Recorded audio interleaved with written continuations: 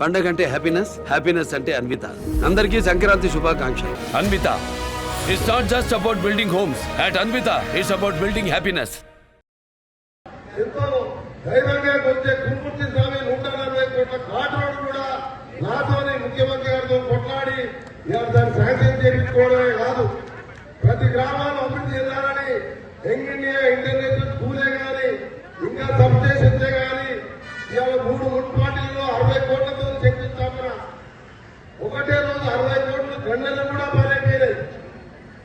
Drainage కాలువలు, underground drainage, CC రోడ్లు, 60 కోట్ల శంకుస్థాపన. సంక్రాంతి పండుగ రోజు ఇవాళ శంకుస్థాపన చేసుకొని గతంలో 10 ఏళ్ళ అధికారంలో ఎమ్మెల్యేగా అధిగా ఉన్న పార్టీ చేయని పని ఈరోజు మొదటిసారి ఈ విధమైన అభివృద్ధి కార్యక్రమాలతో పాటు మీ అందరికీ కూడా అదృష్టం ఏంటంటే మహబూబ్నగర్ నల్గొండ అంటే వెనుకబడ్డ జిల్లాలో ఏదైనా అంటే ఫస్ట్ మహబూబ్నగర్ అంటారు.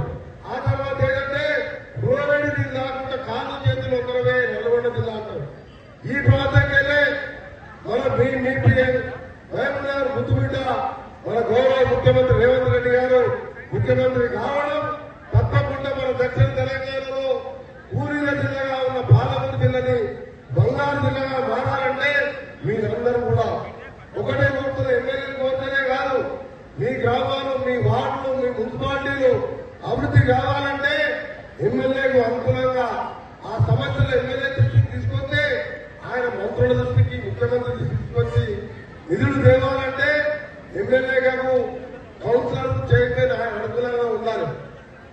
మీరందరూ కూడా నాయకులు ఇక్కడ పుత్తూరు మున్సిపల్ అధ్యక్షులు కానీ వార్డు అధ్యక్షులు చెప్తున్నా, నేను 6 సార్లు ఎమ్మెల్యేగా అయినా, 5 సార్లు ఎమ్మెల్యే, ఒకసారి ఎంపీగా కార్యకర్తలు ఈరోజు ఒకటే చెప్తున్నాను, మీరే నాయకులు, మీరు నన్ను ఎమ్మెల్యే గెలిపించడం కాదు, మీ గ్రామాలలో సమస్యలు పరిష్కరించాలంటే మన మంత్రులు ఉంటే మన ఎమ్మెల్యే దగ్గరికి వస్తాం.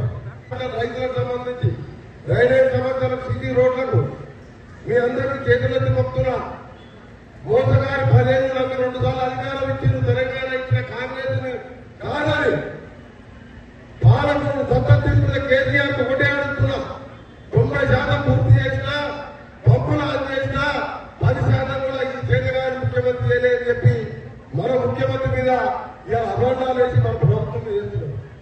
ఇవి చూటిగా ఏదైతే కూడా ఈ తెలంగాణ ఉద్యమంలో మంత్రి పదవి కూడా వదిలిపెట్టా, ఆయన వదిలిపెట్టిండు. బై ఎలక్షన్లతో మళ్ళా పోటీ చేశా, కానీ మంత్రి పదవి తీసుకోలేదు. తెలంగాణ ఉచితంగా తీసుకున్నా అని చెప్పిన కేసీఆర్ ఒకటే సూటిగా ఆడుతున్న పాలమూరు వేదికగా 90% పూర్తయితే నువ్వు ఖర్చు పెట్టింది 27,000 కోట్లే కదా, ప్రాజెక్టు కాస్ట్ 80,000 కోట్లు ఎట్లయితుంది? ఎందుకు అబద్ధాలతో కేసీఆర్ ఓడిపోయినా కానీ నీకు ఇంకా కూడా మీరు పద్ధతి మార్చుకోలేదంటే మీరు ఒక్కసారి ఇక్కడ ఉన్న ప్రజలు అర్థం చేసుకోవాలి. ఆయన అనుకుంటే లక్షల కోట్ల కాళేశ్వరం కట్టుడైపోయింది, పూర్వుడైపోయింది, ఎకరాలు నీళ్లు చేయలేదు, పాలమూరు పూర్తి చేయలేకపోతున్నారు. ఆయన మన మీద ప్రేమ లేదు. ఏమైనా ఏంటంటే వాళ్ళ బంధువులు, వాళ్ళ అక్కలు, చుట్టాలు అక్కడ ఉంటున్నారు.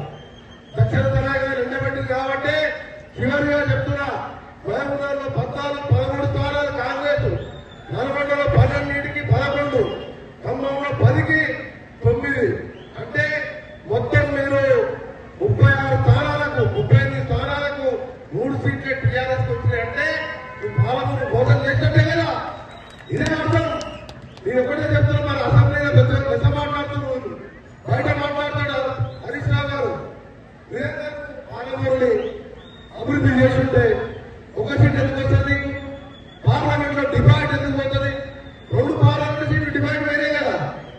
ఇక ఇప్పటికైనా నోరు చూసుకోవాలి కదా, ఎందుకు అబద్ధాలు ఆడతారు? నువ్వు మాట్లాడాలంటే నీకంటే చాలా ఎక్కువ మాట్లాడుతావు, కానీ సమయం లేదు. మీ అందరూ చెప్తున్నా, ఇంకా 20 రోజుల్లో మున్సిపల్ ఎన్నికలు వస్తున్నాయి. ఆ తర్వాత జిల్లా పరిషత్ ఎన్నికలు ఎప్పుడైనా రానియండి, అది కూడా ముఖ్యమే. మున్సిపాలిటీలో, భూత్పూర్లో మంచి అభ్యర్థులని సర్వే చేసి మీ ఎమ్మెల్యే గారు నిర్వహించుకుంటారు. పార్టీ పరంగా ఒకరికి టికెట్ వస్తుంది, ఒకరికి డైరెక్టర్ పోస్ట్ వస్తుంది. మనం అందరం కలిసి కట్టుగా స్థానికంగా మీ ఎమ్మెల్యే గారు ఇంకోసారి కాదు, 4 సార్లు గెలవాలంటే మీరు ఏం చేయాలి? మున్సిపల్ ఎన్నికలు, ఎంపీటీసీ గెలిపించాలి. ఆయన దగ్గర ఆస్తులు లేవు, ఉన్న 40 కోట్లు పోయింది. ఇప్పుడు మొత్తం కూడా మీరే ఆయన ప్రశ్న. అసలైన తొలి వెలుగు. ఫాలో వాట్సాప్ @తొలి వెలుగు అఫీషియల్.